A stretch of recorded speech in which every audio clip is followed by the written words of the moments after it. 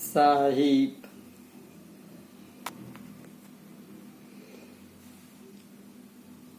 अज्ञानतिमिरान्धस्य ज्ञानाञ्जनशलाकया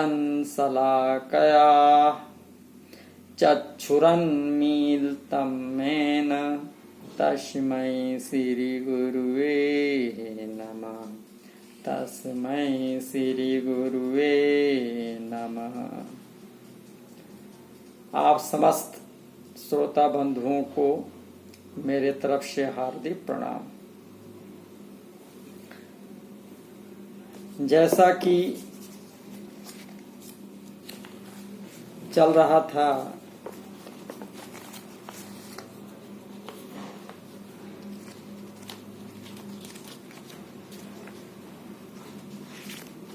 सतगुरु वैद वचन विश्वासा संयम यह न विषय कर आशा।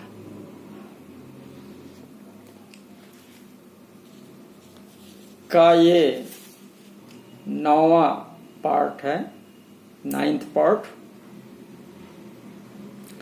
और अभी तक 8वें पार्ट में 7वें पार्ट में गुरु और सद्गुरु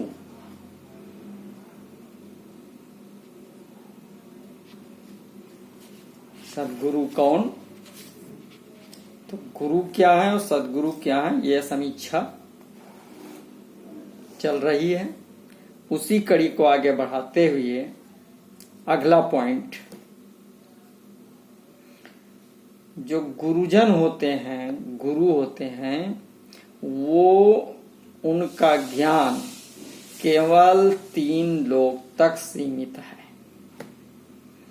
वो केवल 3 लोक, पाताल, पृथ्वी तथा स्वर्ग का ही ज्ञाता होते हैं और यहीं तक पहुंच होती है। और वो भी जब उसने बहुत गहराई से सच्ची भक्ति की हो तब। परंतु सद्गुरु का ज्ञान इनसे परे चौथे लोक अमर लोक तक का होता है। सद्गुरु 3 लोकों के ज्ञाता तो है ही हैं, 3 लोकों तक उनकी पहुंच तो है ही है, लेकिन इसके इतर आगे बढ़कर, ऊपर बढ़कर चौथे लोक तक, अमर लोक तक सद्गुरु की पहुंच होती है। जिसे कहा गया कि जहां जाए फिर हंस न आवे, भव सागर की धारा। सद्गुरु अमर लोक तक तो खुद तो पहुंचा हुआ होता है और पहुंचाने वाला भी होता है। कितना बड़ा अंतर है। अब अगला पॉइंट, जो गुरु है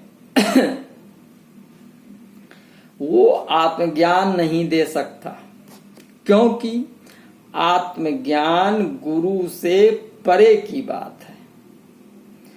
कुछ निर्गुण भक्ति वाले अपने नाम के आगे सद्गुरु लगाकर आत्मज्ञान बांट रहे हैं, जिसमें कि 5 नामों में से एक नाम बताकर कह देते हैं कि यही आत्मज्ञान है, जो कि सरासर गलत है। जब उनसे पूछा जाता है कि आत्मा क्या है, कहाँ है, कैसे है, किसके द्वारा फंसी है, आत्मा का बंधन क्या है, आत्मा किस माध्यम से बंधी है, बंधन कैसे खुलेगा, खुलने का उपाय क्या है, आत्मा कहाँ से आई है, आत्मा को कहाँ जाना है, आत्मा का शुद्ध रूप क्या है, तो फंस जाते हैं। तो इस विषय में जानकारी ही नहीं है। कोई कहता है कि श्वासा ही आत्मा है, कोई कहता है प्रकाशी आत्मा का रूप है।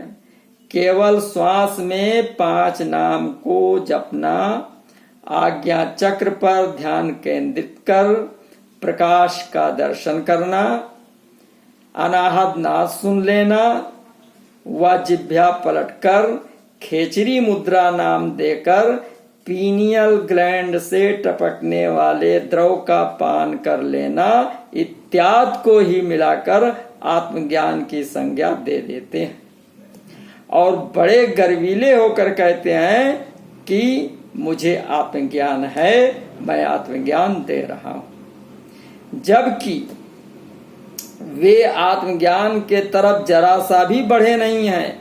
मात्र शारीरिक क्रिया व साधन योगा के माध्यम से करते हैं। ये सब आत्मज्ञान से कोसों दूर है। इस प्रकार सगुण व निर्गुण भक्ति से आत्मज्ञान हो ही नहीं सकता। योग का पहुंच आत्मज्ञान तक है ही नहीं। आत्मज्ञान बिना नर भटके, क्या मथुरा क्या काशी। और आत्म अनुभव तो बहुत दूर की कौड़ी है, गुरु के बस की बात ही नहीं है। आत्म अनुभव करना जबकि सद्गुरु आत्मा के विशेषज्ञ होते हैं। सद्गुरु आत्मा के विषय का पूरा पूरा जानकार होते हैं। सद्गुरु दिखा देते हैं कि आत्मा क्या है, कहाँ है, कैसे है, शरीर में कैसे कार्य कर रही है। सद्गुरु शिष्य में पूरी पूरी रूहानियत उतार देते हैं। दिखने लगता है कि किसके बंधन में है, कैसे बंधी है, किस माध्यम से बंधी है और बंधन खोलने का उपाय क्या है। सद्गुरु समझा देते हैं कि आत्मा कहाँ से आई है, कहाँ पर पहुंचकर परमानंद की प्राप्ति होगी। आत्मा के शुद्ध रूप को सद्गुरु दिखला देते हैं। सद्गुरु आत्मज्ञान के लक्षण को बता देते हैं। सद्गुरु आत्मा को जगा देते हैं। सद्गुरु शिष्य को पूर्ण आत्मज्ञान देकर आत्म अनुभव करा देते हैं। तभी कहा आत्म अनुभव सो सुप्रकाशा, तब भव मूल अविद्या नाशा। अब अगले पॉइंट से देखते हैं। गुरु शिष्य को मुक्ति नहीं दे सकते। 3 लोक के वर्णन में धर्म शास्त्रों द्वारा 4 प्रकार की मुक्तियों का वर्णन किया गया है, जो इस प्रकार है। सालोक्य मुक्ति, सामीप्य मुक्ति, सारूप्य मुक्ति, सायुज्य मुक्ति। ये मुक्तियां अस्थाई नहीं हैं। पुण्य समाप्त होने पर दोबारा मां के पेट में आना पड़ता है। तो फिर काहे का मुक्ति? अर्थात गुरु ना तो स्वयं मुक्त हो सकते हैं तथा ना तो मुक्ति देने में सामर्थ्यवान हैं, जबकि सद्गुरु तो स्वयं में तो मुक्त होते ही हैं और परम मोक्ष देने में सामर्थ्यवान होते हैं। फिर शिष्य को बार बार मां के पेट में नहीं आना पड़ता। सद्गुरु परम मोक्ष प्रदान करने वाले बहुत बड़ी सत्ता होते हैं। तभी कहा 3 लोक नवखंड में सद्गुरु से बड़ा न कोई, और करता करे न कर सके, और सद्गुरु करें सो होए। मोक्ष के दाता सद्गुरु ही हैं। तभी कहा है यहाँ सद्गुरु बिना कोई मोक्ष मोक्ष का दाता नहीं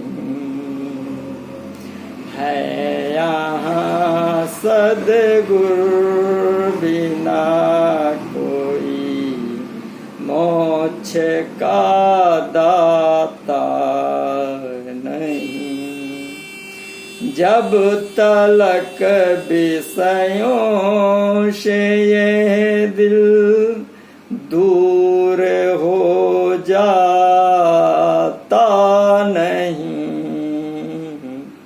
जब तलक विषयों से ये दिल दूर हो जाता नहीं, और तब तलक साधक बिचारा चैन सुख पाता नहीं, तब तलक साधक बिचारा चैन सुख पाता नहीं। कर नहीं सकता है जो एकाग्र अपनी वृत्तियाँ, कर नहीं सकता है जो एकाग्र अपनी वृत्तियाँ, उसको सपने में भी परमात्म नजर आता नहीं, उसको सपने में भी परमात्म नजर आता नहीं। क्या हुआ वेदों के पढ़ने से न पाया भेद को, क्या हुआ वेदों के पढ़ने से न पाया भेद को, आत्मा जाने बिना कोई ज्ञानी कहलाता नहीं, आत्मा जाने बिना कोई ज्ञानी कहलाता नहीं। पाप कर्मों से सदा रहता है जिसका मन मलिन, पाप कर्मों से सदा रहता है जिसका मन मलिन, उसको सद उपदेश ये हरगिज हृदय भाता नहीं, उसको सद उपदेश ये हरगिज हृदय भाता नहीं। ध्यान से इसको सुनो कह रहे हैं साहिब कबीर, ध्यान से इसको सुनो कह रहे हैं साहिब कबीर, है यहाँ सद्गुरु बिना कोई मोक्ष का दाता नहीं, है यहाँ सद्गुरु बिना कोई मोक्ष का दाता नहीं। तो मोक्ष के दाता केवल सद्गुरुदेव जी ही हैं। अब आइए अगले पॉइंट की समीक्षा करते हैं। तो गुरु 5 तत्वों का शरीर धारण किए हुए मन माया के वशीभूत होता है। मन माया के सीमा के अंतर्गत बंधा हुआ व्यक्तित्व होता है। मन माया का जाल बहुत भयंकर होता है। कहा है, मन ही आहे काल कराला, जीव नचाए करे बेहाला। और बताया है कि माया ठगी हम जानी, त्रिगुण फांस लिए कर डोले, बोले मधुरी बानी। केशव के कमला वही बैठी, शिव के भवन भवानी। पंडा के मूरत वही बैठी, तीरथ हूँ मैं पानी। और जोगी के जोगिन वही बैठी, काऊ के कौड़ी कानी। भक्ता के भगतिन होई बैठी, ब्रह्मा के ब्रह्मानी। कहें कबीर सुनो हो संतों, ई सब अकथ कहानी। माया ठगिनी हम जानी। तो इसी प्रकार गुरु के गुरुवाइन हुए बैठी। तो इस प्रकार मन और माया ने किसी को भी नहीं छोड़ा, सब इसके बंधन में हैं। परंतु सद्गुरु आंखों से दिखने में तो 5 तत्वों का शरीर धारण किए हुए हैं, लेकिन वो इन तत्वों प्रकृतियों को अपने बस में किए हुए महान व्यक्तित्व होते हैं। मन और माया का बस इन पर नहीं चलता। इनके शिष्यों पर भी मन और माया का जादू नहीं चलता। कहा है, सद्गुरु ने मोको दीनी एक जड़ी। सद्गुरु ने मोको दीनी एक जड़ी। यही जड़ी मोको प्यारी लागे। यही जड़ी मोको प्यारी लागे।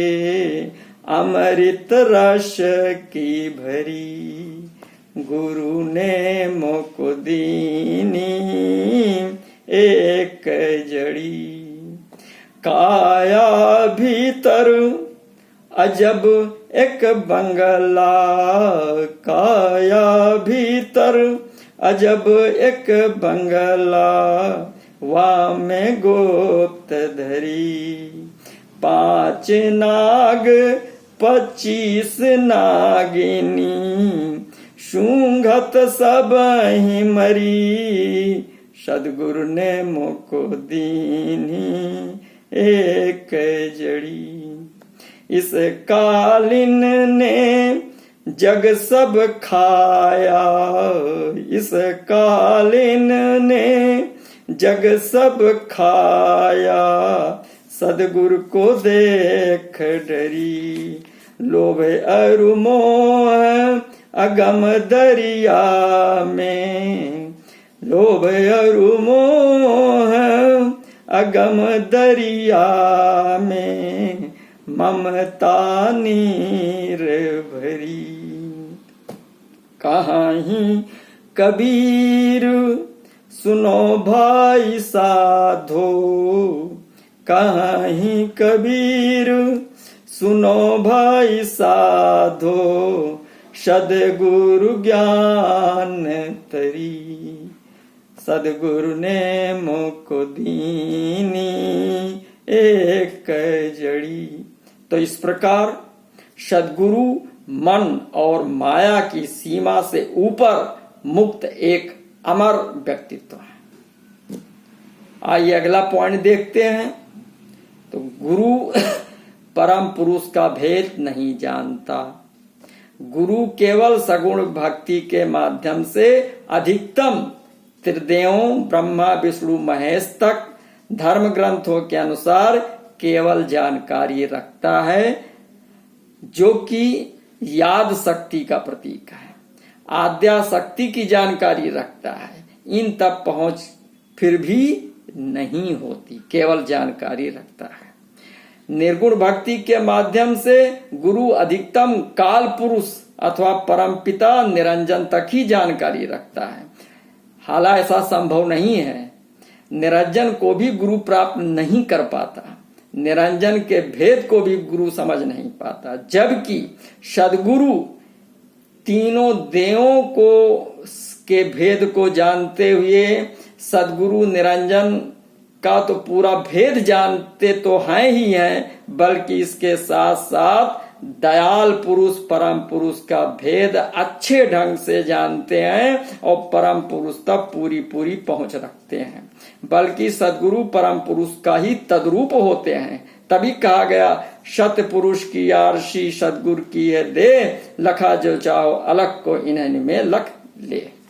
गुरु किसी भी जीवात्मा अर्थात मनुष्य के अलावा 84 लाख योनियों को भवसागर से पार करने की क्षमता नहीं रखता, जबकि सद्गुरु किसी भी जीवात्मा 84 लाख योनियों को भवसागर से हमेशा के लिए पार करने की क्षमता रखते हैं। अगला पॉइंट, गुरु की पहुंच केवल निराकार सत्ता यानी काल निरंजन तक है, जिसे महाकाल भी कहते हैं, जबकि सद्गुरु की पहुंच सीधा सर्वोच्च सत्ता परम पुरुष तक। तभी कहा है अलख अगम का दर्शन पावे, पुरुष अनामी में जाए समावे, जय जय जय सद्गुरु की आरती करऊं संत सद्गुरु की, सद्गुरु सत्य नाम दिनकर की।